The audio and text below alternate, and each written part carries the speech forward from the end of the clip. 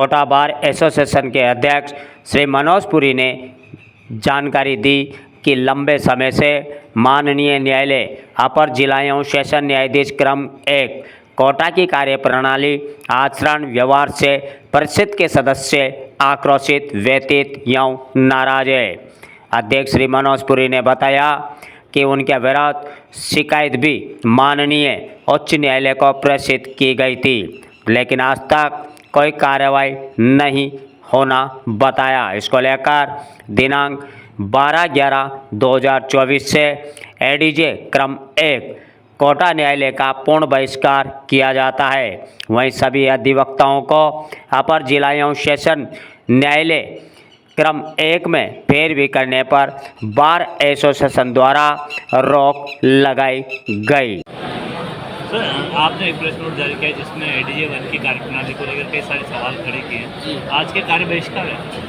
हाँ, एडीजे 1 जो अदालत है उसके जो प्रिसाइडिंग ऑफिसर हैं, पिछले मतलब जब से आए ना तब से उनकी शिकायतें मिल रही है।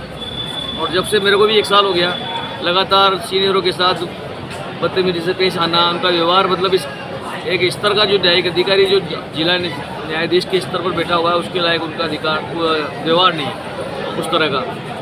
और फाइलों में इस तरह से मनमर्जी करते हैं कि जो मुकदमा खारिज करना हो या कहीं और जगह ट्रांसफ़र करना हो वो खारिज कर रहे हैं। फिर उसमें वकीलों के खिलाफ FIR दर्ज करवा रहे हैं, हमसे कह रहे हैं कि ऐसा कोई काम नहीं कर रहे हैं और पीछे से जाके मतलब कहते कुछ है करते कुछ है। मतलब एक झूठ बोलने वाला न्यायिक अधिकारी हमने पहली बार देखा जो कुर्सी पे बैठ करके झूठ बोल रहा है, हमसे झूठ बोल रहा है और बाकी न्यायिक अधिकारी जो उनके बड़े अधिकारी हैं उनसे भी झूठ बोलता है। इसके अलावा ये फाइलों में जो राजीनामा करने के लिए ज़बरदस्ती माथे पड़ते हैं, फरियादी को लॉकअप में बिठा देते हैं पुलिस बुला करके। अरे किस अधिकार से बिठा रहे हो भाई? अगर किसी को लॉकअप में भेजना है, किसी एक संभ्रांत आदमी जो पढ़ा लिखा आदमी अदालत में न्याय प्राप्त करने के लिए फरियादी बन करके आया है, उससे कहते हैं राजीनामा कर, नहीं करो तो पुलिस बुलाते हैं बिना ऑर्डर शीट लेके, बिना कोई कानून के, बिना कोई नियम के उसको 4 घंटे लॉकअप में बिठा दिया, उसकी सारी इज्जत खराब कर देते हैं। जाके पूछो तो अरे मैंने तो वैसे ही बिठा देते, कोई बात नहीं, ये कोई तुम्हारा घर की खेती थोड़ी जो किसी को लॉकअप में बिठा दिया, किसी को छोड़ दिया, किसी को पकड़ लिया, किसी का राजीनामा करा दिया। तो बाकी क्या रहेगा? हमने माननीय उच्च न्यायालय में इसकी 15 दिन पहले शिकायत भेजी थी, वहाँ पे कोई संज्ञान नहीं लिया। जिला न्यायाधीश साहब से भी हमने 3-4 बार कह दिया। अब जब नहीं लेंगे तो हम अपनी बेइज्जती कराने के लिए तो उस अधिकारी के पास जाएंगे नहीं जो बार-बार इस प्रकार की हरकतें कर रहा है, इसलिए हमने इसका बहिष्कार किया है।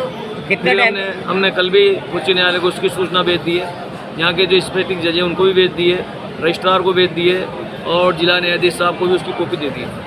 देखते अब क्या होता है, जब तक या तो अपनी प्रणाली में सुधार कर ले, माफ़ी मांगे, भविष्य में इस प्रकार से नहीं करे, या फिर इनको यहाँ से हाईकोर्ट रवाना कर देगा, तब जाके उस अदालत में हम काम करेंगे। ये तो कह रहे हैं